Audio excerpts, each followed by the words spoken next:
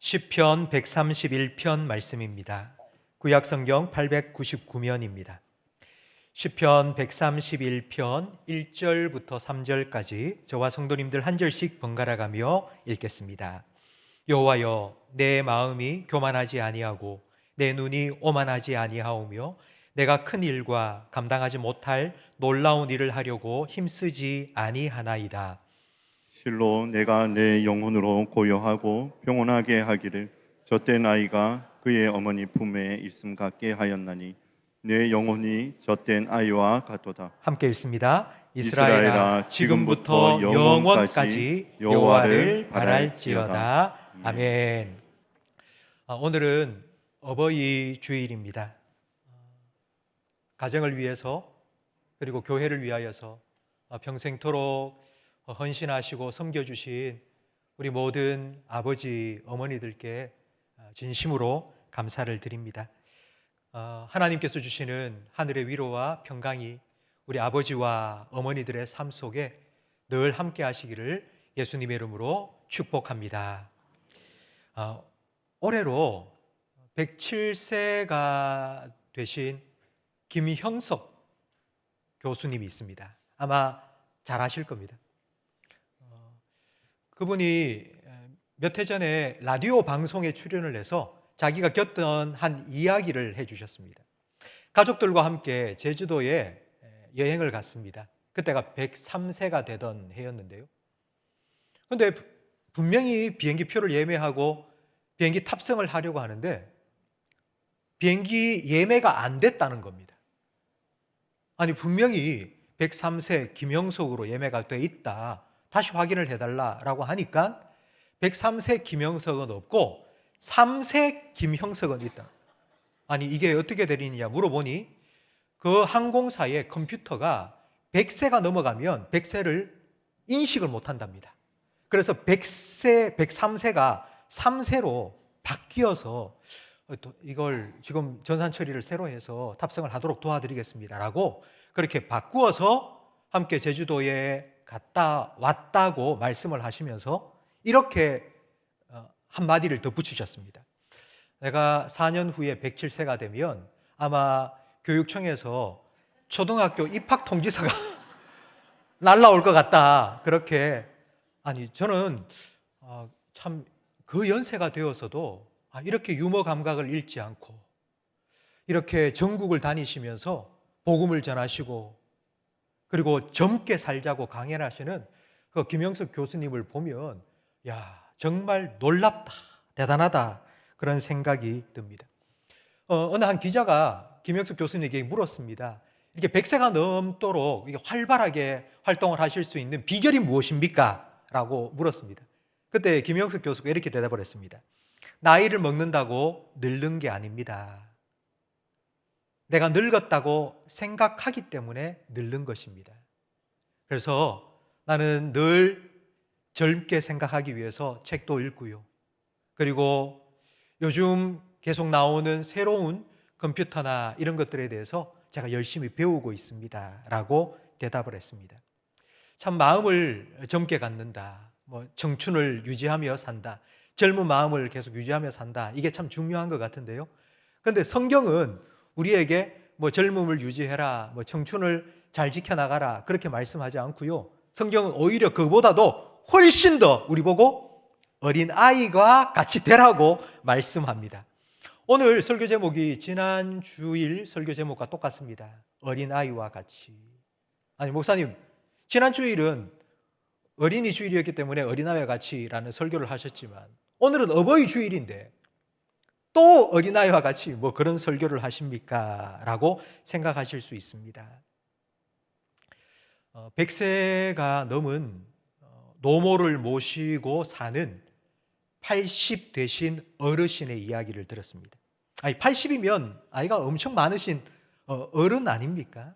그런데 그 80 어르신이 100세 노모 앞에 가면은 어린아이가 된다는 겁니다.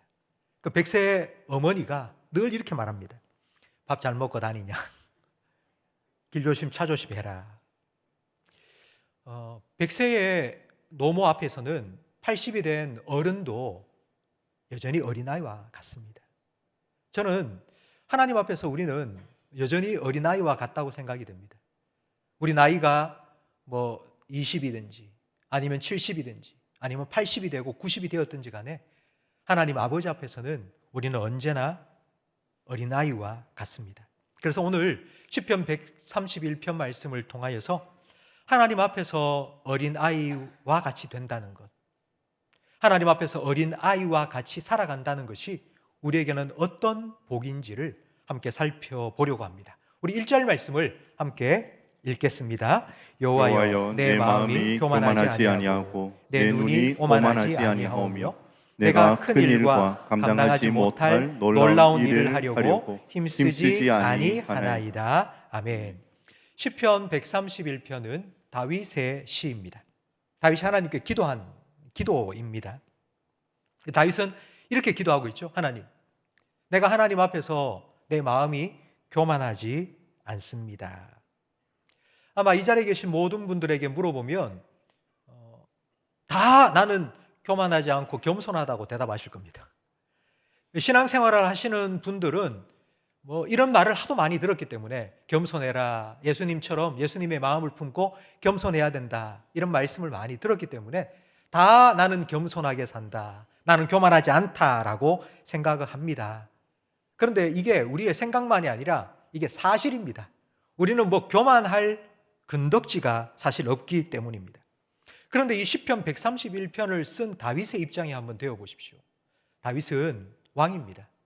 다윗은 마음만 먹으면 자기가 하고 싶은 모든 일들을 다 할 수 있는 권력과 지위를 가졌던 사람입니다. 그럼에도 불구하고 다윗이 이렇게 하나님께 기도하는 겁니다. 하나님,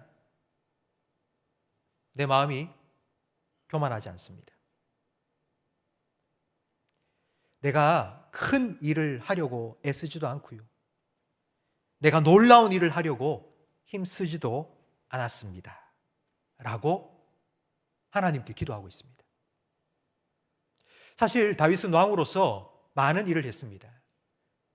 사울 이후에 통일 왕국을 이루었고요, 그리고 주변에 있는 많은 나라들을 평정하여서 이스라엘의 평화를 이루었습니다. 정말 놀라운 일, 큰 일을 다윗은 행했습니다. 그럼에도 불구하고 다윗은 나는 교만하지 않았습니다. 내가 큰 일을 하려고 힘쓰지도 않았습니다. 내가 놀라운 일을 하려고 애쓰지도 않았습니다 라고 말합니다. 이게 과연 어떤 의미일까요? 자기가 그런 업적을 세웠습니다. 놀라운 일을 이루었습니다. 이스라엘을 하나로 만들고요, 평화를 이루었습니다. 그런데도 나는 그런 큰 일을 하려고 힘쓰지도 않았고 그런 놀라운 일을 하려고 애쓰지도 않았다라는 이 말의 뜻은 이런 겁니다. 내가 여기까지 와서 돌아보니까, 내가 이만큼 살아보고 돌아보니까 내가 그렇게 힘쓰고 애쓴 것도 아닌데 그렇게 되었다는 겁니다. 그러면 이건 내가 한 게 아니라 누가 한 거죠? 하나님이 하신 거라고요. 이건 내가 한 게 아니고 하나님께서 내 인생을 그렇게 인도하셔서 나를 통해서 하나님의 뜻을 이루셨다는 고백입니다. 성도 여러분, 저는 이 다윗의 고백을, 오늘 131편에서 다윗이 한 이 기도의 고백을 우리 교회의 많은 성도님들로부터 들으며 제가 목회를 하고 있어서 얼마나 감사한지 모릅니다. 연로하신 성도님들 신방을 하면 같이 예배를 드릴 때에 저한테 이런 말씀을 많이 하십니다. 목사님, 부르고 싶은 찬양이 있습니다. 그래서 같이 부르자고 말씀하시는 찬양이 혹시 뭔지 아시겠습니까? 예! 여러분들이 지금 말하고 있는 그 찬양입니다. 301장 찬양을 하자고. 그 301장이 지금까지 지내온 것, 주의 크신 은혜라고. 그 찬양을 부르시는 연세 드신 권사님, 집사님들 이마에 아주 깊이 패인 주름만큼이나 인생의 굴곡을 넘어오면서 내가 정말 이렇게 좀 살아보려고, 내가 이렇게 좀 해보려고 힘쓰고 애써도 안 되는 일이 얼마나 많았겠습니까? 인생을 살다 보면 70, 80, 90 사신 분들은 겸손하지 않을래야 겸손하지 않을 수가 없습니다. 내 힘으로, 내 능력으로, 내 노력으로 안 된다는 것을 70년, 80년 동안 경험하며 사셨기 때문입니다. 그래서 돌아보면서 이 모든 게 다 주의 크신 은혜라고 그렇게 고백하시는 우리 성도님들을 보면서 저는 너무너무 감사합니다. 그래서 우리 연세 드신 성도님들은 더 기도의 자리에 엎드리십니다. 새벽 기도도 그렇고요. 그리고 금요 기도회도 그렇고요. 사실 저는 우리 교회 좀 젊은 성도님들이 많이 오셔서 함께 기도했으면 좋겠다 그런 마음이 있는데, 그런데 연세 드신 성도님들이 훨씬 더 기도의 자리에 많이 나오십니다. 왜 그럴까 생각해 보니 젊은 성도님들은 아직도 내가 힘이 있으니까, 내가 뭔가 해보면 할 수 있을 것 같다 이런 생각을 아직은 가지시는 것 같아요. 그런데 나이가 많이 드신 성도님들은 내 인생을 살아보니 내 힘으로, 내 노력으로 내가 계획한 대로 안 되는 게 훨씬 많다는 것을 이제 깨닫게 되고, 그래, 하나님께 맡기자. 내 자녀도, 그리고 내 건강도, 내 삶도 하나님께서 온전히 맡기며 살자. 그러면서 더 엎드리고 기도하시는 겁니다. 하나님 도와주세요. 하나님께서 해주셔야 됩니다 라고 기도할 때 하나님께서는 우리 기도 들으시고 응답해 주십니다.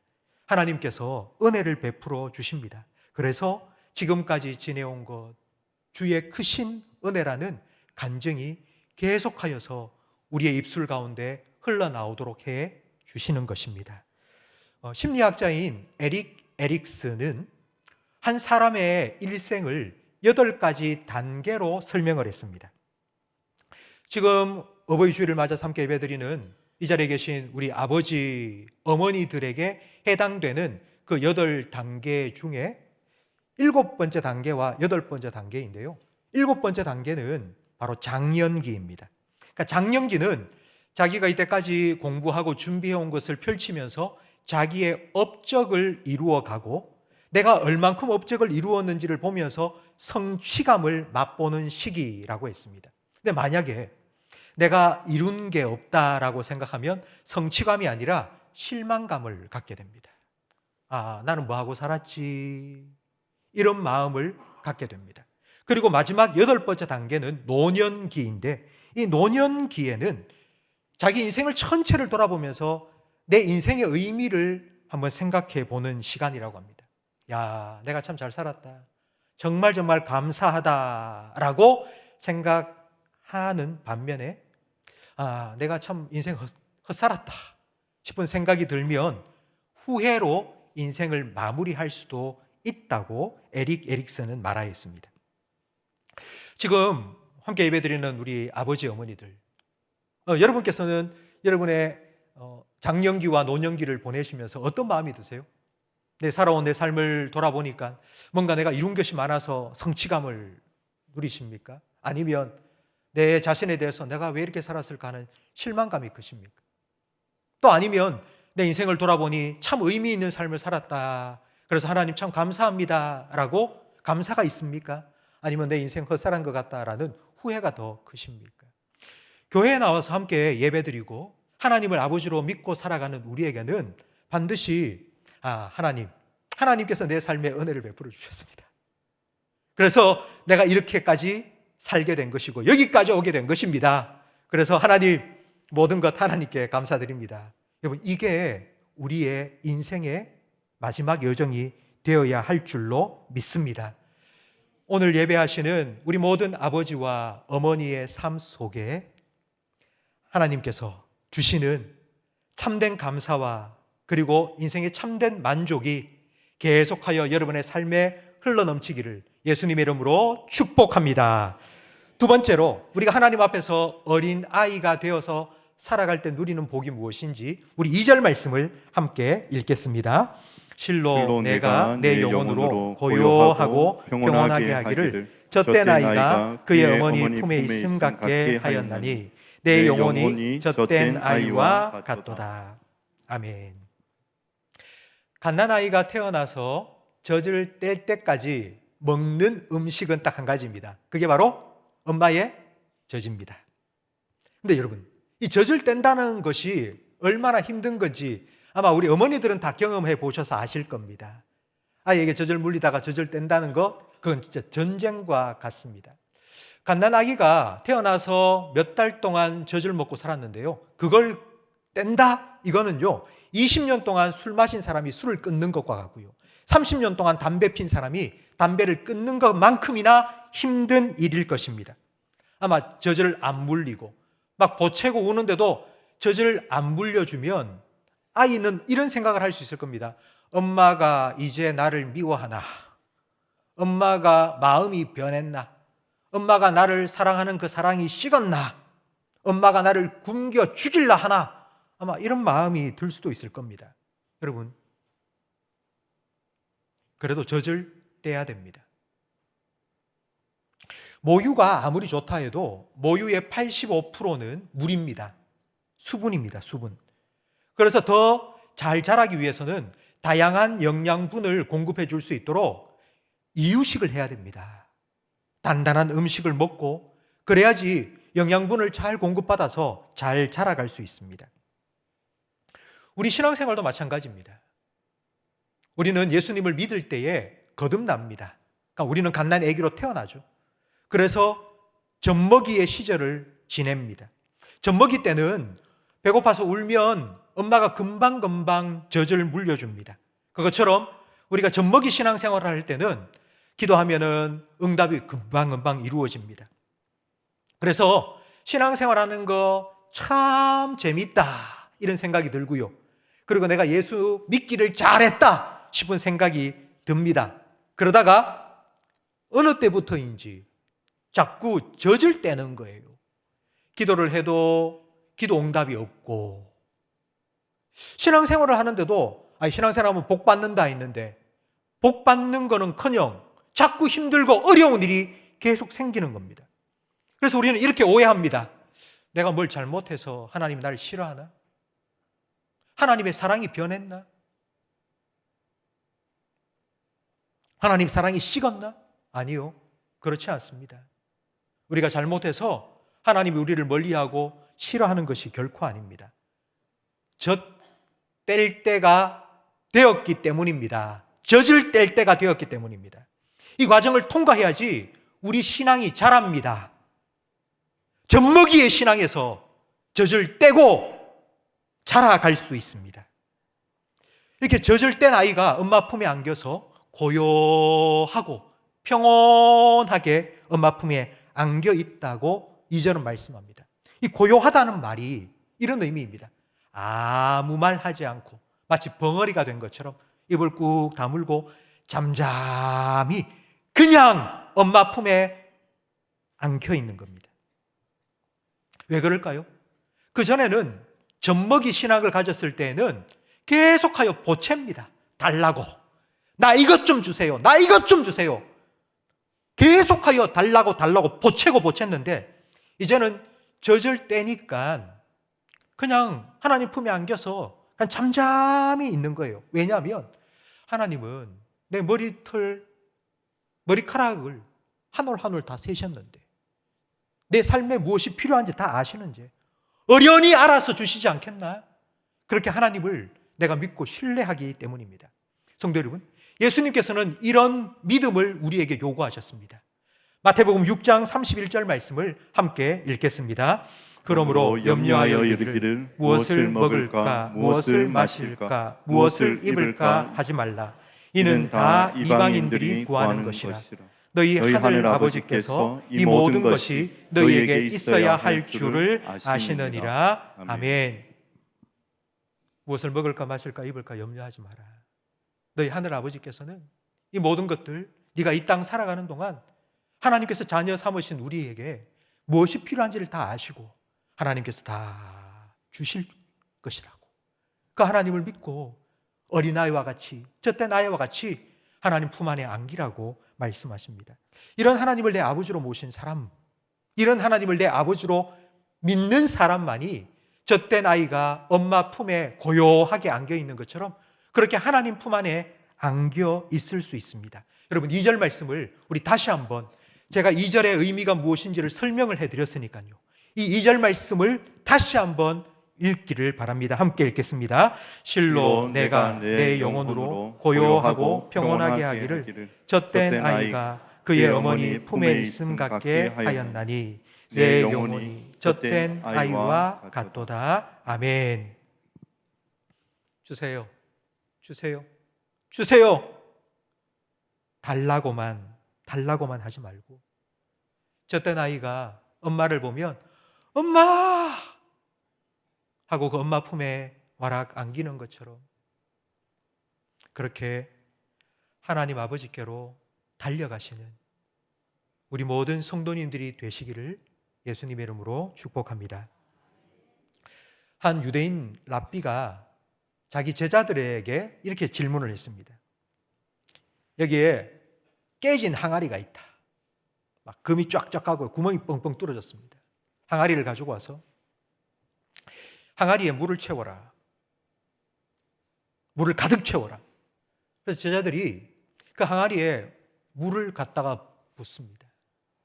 그리고 진흙을 가져와서 깨진 데를 막 막습니다. 그리고 비닐을 가져와서 비닐을 덧대기도 했습니다. 근데 아무리 물을 가득 채워놔도 잠시 지나면 물이 다 새 나가버립니다. 물을 채워라, 물을 채워라. 그러자 한 제자가 이렇게 아이디어를 냈습니다. 야, 이 항아리 들고 가자. 그리고 어디로 갔는 거 아니? 연못에 갔습니다. 그리고 그 깨진 항아리를 연못 안에 집어넣었습니다. 그러자 그 항아리 안에 물이 가득 찼습니다. 우리가 하나님께 하나님 나에게 힘 좀 주세요. 하나님 나에게 돈 좀 주세요. 하나님 내가 이걸 감당할 수 있도록 능력 좀 주세요. 이렇게 달라 하는 기도가 아니라 하나님이 내 아버지가 되시면 됩니다. 여호와는 나의 목자시니 나는 부족함이 없습니다. 그러니 하나님만 내 하나님이 되어주시면 됩니다. 내가 하나님 안에 거하겠습니다. 여러분, 이렇게 기도할 수 있는 이런 기도가 여러분의 기도에 조금씩 더 늘어나기를 예수님의 이름으로 축복합니다. 예수님께서는 나는 포도나무고 너희는 가지다. 가지가 포도나무에 붙어 있으면 많은 열매를 맺는다. 그러니 너희가 내 안에 거하고 내 말이 너희 안에 거하면 너희가 무엇이든지 원하는 대로 구해라. 그러면 너희의 삶에 풍성한 열매가 맺혀질 것이라고 약속해 주셨습니다. 성도 여러분, 예수님 안에 거하시고요, 예수님께 접속이 되어서 예수님께로부터 흘러나오는 예수의 생명과 은혜가 여러분의 삶의 아름다운 열매로 주렁주렁 맺혀지기를 예수님의 이름으로 축복합니다. 혹시 여러분 이런 얘기 들어보셨습니까? 우리나라 군대에 보면 육군, 공군, 해군도 있지만 또 하나가 더 있죠? 이게 빨간 모자 쓰고 탁 각자 해병.